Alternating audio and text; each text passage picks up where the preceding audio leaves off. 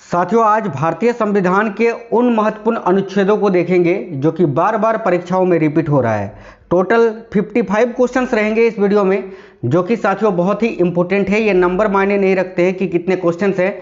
इसमें जो क्वेश्चंस आपको बताएंगे ना, ये बहुत ही इंपॉर्टेंट क्वेश्चंस हैं और यही क्वेश्चन जो है ना 90% बार बार रिपीट होते हैं आपके पेपर में पॉलिटी के आर्टिकल्स में से।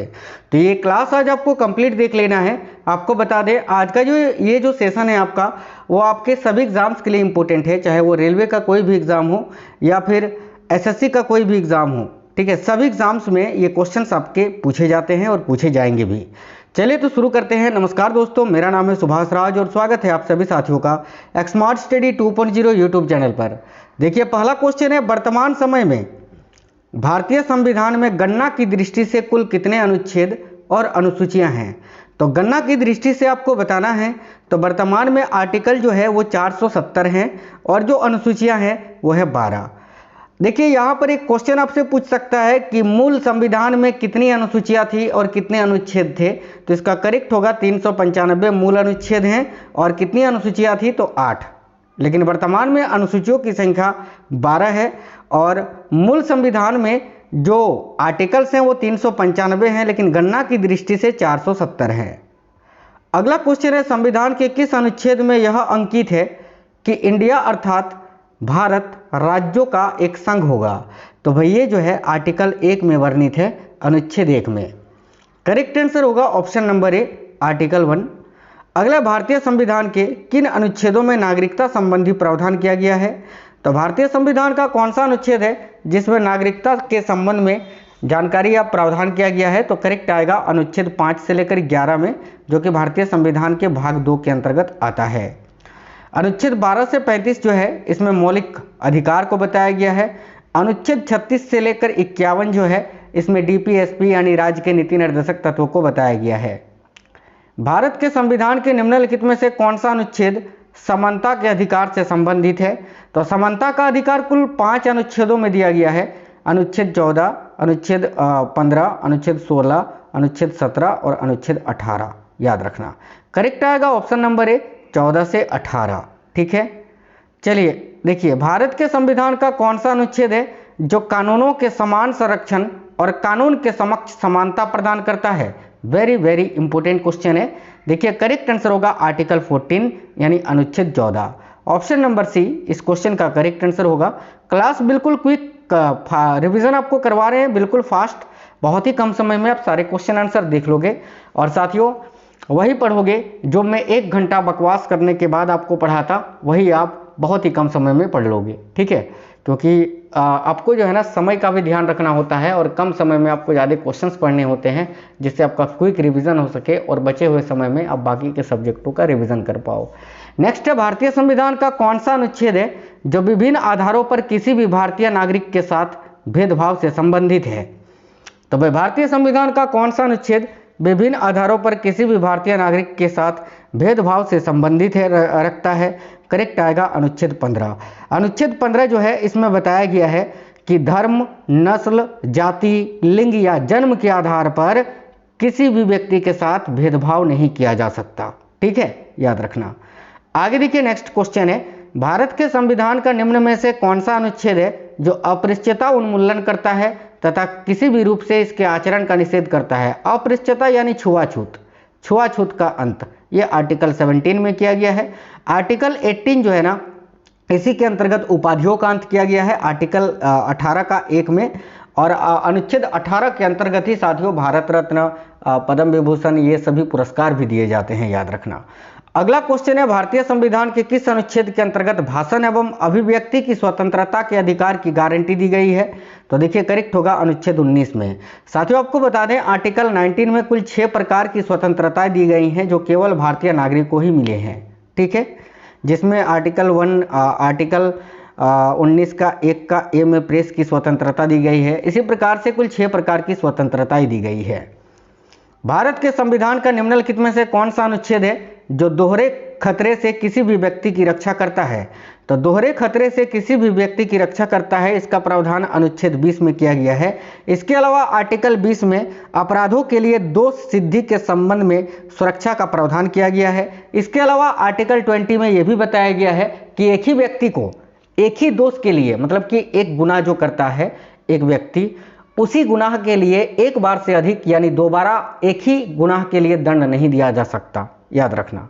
ठीक है, आगे देखिए क्वेश्चन है, इसके अलावा साथियों अपराधों के दोष सिद्धि के संबंध में सुरक्षा का भी प्रावधान किया गया है अनुच्छेद 20 में, याद रखना। एक क्वेश्चन है, भारतीय संविधान का अनुच्छेद 21 किससे संबंधित है?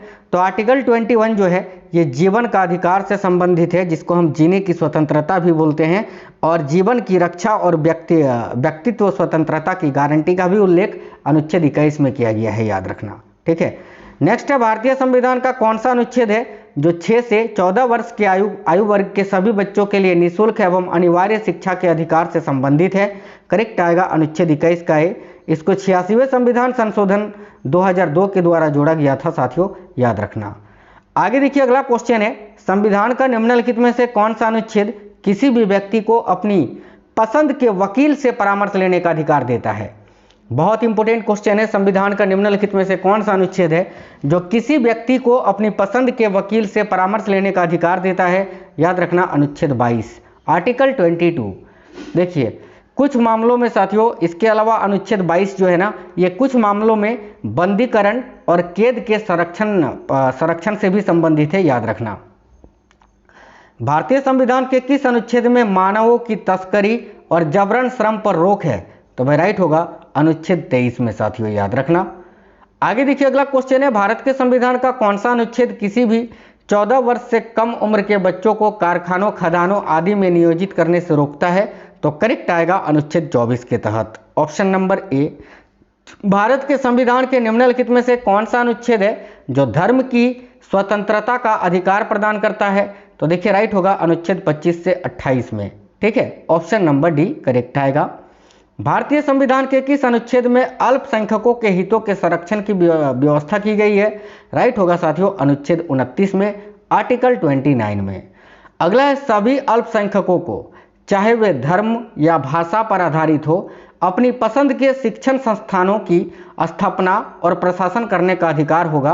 भारत के संविधान का कौन सा अनुच्छेद इस अधिकार की गारंटी देता है? याद रखना आर्टिकल 30 यानी अनुच्छेद 30। नेक्स्ट है, भारतीय संविधान का अनुच्छेद 32 निम्न में से किससे संबंधित है? तो अनुच्छेद 32 जो है ना, ये किससे संबंधित है? देखिए यहाँ आपका करेक्ट आंसर क्या हो जाएगा, तो याद रखना संवैधानिक उपचारों के अधिकार से, जिसको BR अम्बेडकर जी ने जो है हृदय एवं आत्मा की भी संज्ञा दी थी। अनुच्छेद 32 के तहत सर्वोच्च न्यायालय रीट भी जारी कर सकता है, ये भी याद रखना है आपको। ठीक है साथियों, आर्टिकल 31 जो है ना, देखिए आर्टिकल 31 में संपत्ति के अधिकार को मौलिक अधिकार की सूची में शामिल किया गया था मूल संविधान में। ठीक है, लेकिन 44वें संविधान संशोधन के द्वारा इसको हटाकर वैधानिक अधिकार बना दिया गया था, ये भी याद रखना। आगे देखिए, निम्नलिखित में से किस अनुच्छेद में यह उल्लेख किया गया है कि निर्देश सिद्धांत न्याय संगत नहीं है? तो भाई इसका उल्लेख जो है अनुच्छेद 37 में किया गया है, आर्टिकल 37 में।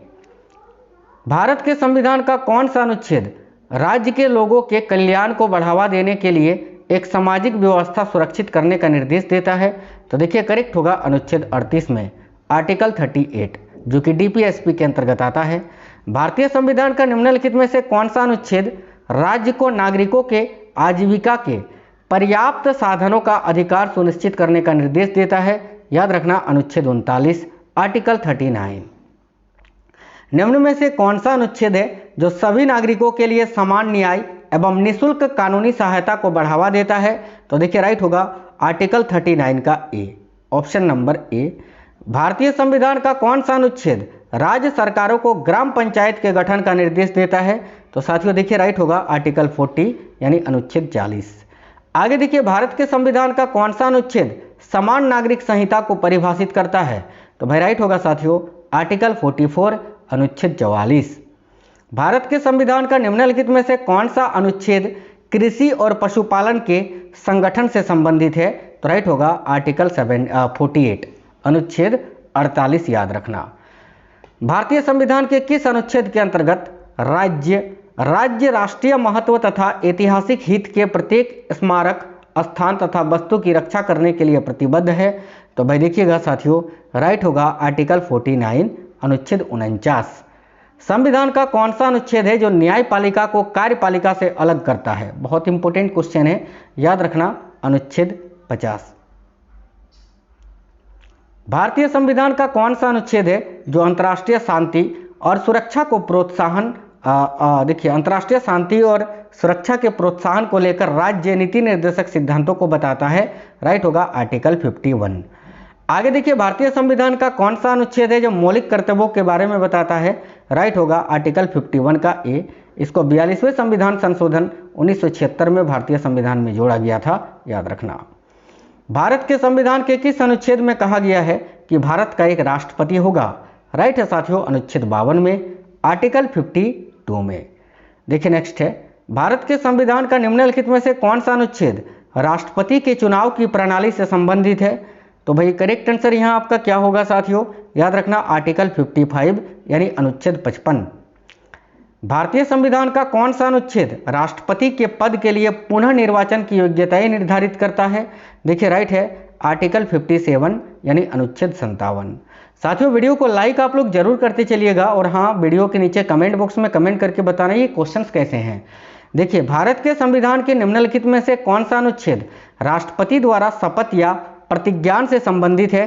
तो भाई करेक्ट होगा साथियों आर्टिकल 60। यहीं आपको बता देते हैं, आर्टिकल 61 जो है इसके अंतर्गत राष्ट्रपति पर महाभियोग लगाया जाता है। ठीक है, संविधान के किस अनुच्छेद में उपराष्ट्रपति पद का प्रावधान किया गया है? तो राइट होगा अनुच्छेद 63 में, आर्टिकल 63 में। भारतीय संविधान का कौन सा अनुच्छेद है जो उपराष्ट्रपति के चुनाव से संबंधित है? तो उपराष्ट्रपति के चुनाव से संबंधित अनुच्छेद है अनुच्छेद 66, आर्टिकल 66। भारत के संविधान का कौन सा अनुच्छेद राष्ट्रपति द्वारा क्षमादान आदि देने और कुछ मामलों में सजा को निलंबित करने, हटाने या कम करने की शक्ति को परिभाषित करता है? करेक्ट आएगा साथियों आर्टिकल 72 यानी अनुच्छेद 72।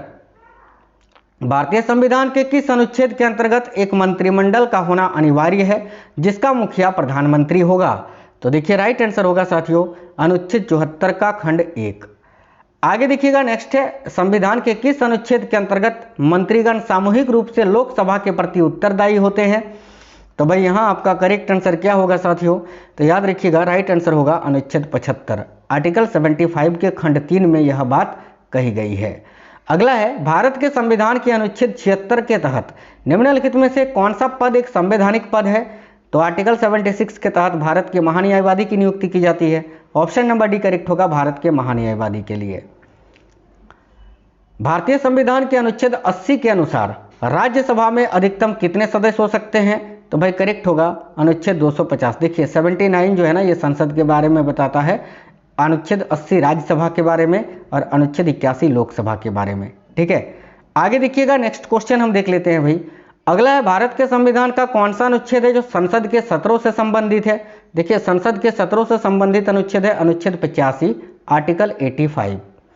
भारत के संविधान के किस अनुच्छेद में उल्लेख किया गया है कि लोकसभा में एक अध्यक्ष और एक उपाध्यक्ष होना चाहिए? बहुत इंपॉर्टेंट क्वेश्चन है, याद रखना आर्टिकल 93 में, अनुच्छेद 93 में। भारत के संविधान के किस अनुच्छेद के अनुसार सदन की बैठक करने की गणपूर्ति सदन के सदस्यों की कुल संख्या का 10वां भाग है? तो देखिए राइट आंसर होगा अनुच्छेद 100 में, ऑप्शन नंबर ए करेक्ट है। भारतीय संविधान का कौन सा अनुच्छेद है जो धन विधेयक की परिभाषा से संबंधित है? तो धन विधेयक की परिभाषा से संबंधित जो अनुच्छेद है वो कौन सा है? याद रखना अनुच्छेद 110। यहाँ पर बता देते हैं अनुच्छेद 108 जो है इसमें संसद के संयुक्त अधिवेशन के बारे में बात कही गई है। ठीक है, भारत के संविधान का कौन सा अनुच्छेद यह उल्लेख करता है कि संसद में कामकाज हिंदी या अंग्रेजी भाषा में किया जाएगा? तो भाई इसका उल्लेख अनुच्छेद 120 में किया गया है। भारत के संविधान के किस अनुच्छेद के अनुसार राष्ट्रपति को संसद के अवकाश के समय अध्यादेश जारी करने का अधिकार देता है? देखिए राइट होगा अनुच्छेद 123। अगला क्वेश्चन है, सर्वोच्च न्यायालय के न्यायाधीशों की नियुक्ति राष्ट्रपति के द्वारा भारतीय संविधान के किस अनुच्छेद के तहत की जाती है? तो भाई करेक्ट होगा अनुच्छेद 124 के खंड 2 के तहत। ऑप्शन नंबर बी यहाँ आपका करेक्ट हो जाएगा। भारतीय संविधान के किस अनुच्छेद में कहा गया है कि सर्वोच्च न्यायालय का अभिलेख न्यायालय होना? तो भाई ये जो है ना साथियों किस में कहा गया है, तो आर्टिकल 129 में, याद रखना। भारत के संविधान का कौन सा अनुच्छेद यह घोषणा करता है कि उच्चतम न्यायालय का स्थान सीट जो है वो दिल्ली में है, यानी भारत का जो सुप्रीम कोर्ट होगा वो दिल्ली में होगा, ये कहा गया है अनुच्छेद 130 में। भारतीय संविधान का कौन सा अनुच्छेद कहता है कि सर्वोच्च न्यायालय द्वारा घोषित कोई भी कानून भारत की सीमा में आने वाले सभी न्यायालयों के लिए बाध्य होगा, तो ये जो है साथियों अनुच्छेद 141 में कही गई है, ऑप्शन नंबर डी करेक्ट होगा। भारत के संविधान का कौन सा अनुच्छेद राष्ट्रपति को विशिष्ट श्रेणियों के मामलों में उच्चतम न्यायालय की राय लेने के लिए अधिकृत करता है, करेक्ट आएगा अनुच्छेद 143। भारत के संविधान के निम्नलिखित में से कौन सा अनुच्छेद जीएसटी परिषद के निर्माण का प्रावधान करता है, देखिए राइट होगा अनुच्छेद 279 का ए। नेक्स्ट है, भारत के संविधान का कौन सा अनुच्छेद है जो विशेष न्यायाधीशों की नियुक्ति से संबंधित है, तो विशेष न्यायाधीशों की नियुक्ति से संबंधित जो अनुच्छेद है वह है भाई अनुच्छेद 127, ऑप्शन नंबर बी। भारतीय संविधान के किस अनुच्छेद में कहा गया है कि सर्वोच्च न्यायालय का अभिलेख न्यायालय होना, ये तो बताया ना अनुच्छेद 129 में। चलिए एक होमवर्क का क्वेश्चन है, क्वेश्चन नंबर 55, इसका आंसर आप कमेंट बॉक्स में बता दीजिए कि भारत के संविधान में वह कौन सा अनुच्छेद है जिसमें भारत के नियंत्रक एवं महालेखा परीक्षक यानी कैग का उल्लेख किया गया है। Article 156, article 352, article 280। आपको थोड़ा आसान कर देते हैं, दो अनुच्छेद में बता देता हूं ये बीच वाले। देखिए आर्टिकल 352 इसमें राष्ट्रीय आपात की घोषणा की गई है, अनुच्छेद 360 के तहत जो है वित्तीय आपात की, और अनुच्छेद 356 के तहत राष्ट्रपति शासन की। अनुच्छेद 280 की बात करें तो इसमें वित्त आयोग के गठन के बारे में बात की गई है। आपको केवल दो में बताना है, या तो ए आंसर है या तो डी आंसर है। इसका आंसर आप कमेंट बॉक्स में जरूर बताइएगा, ठीक है। चलिए तो वीडियो को लाइक करिएगा, कमेंट बॉक्स में बताना ये क्लास आपको कैसा लगा है। मिलेंगे नेक्स्ट वीडियो में। जय हिंद साथियों, वंदे मातरम।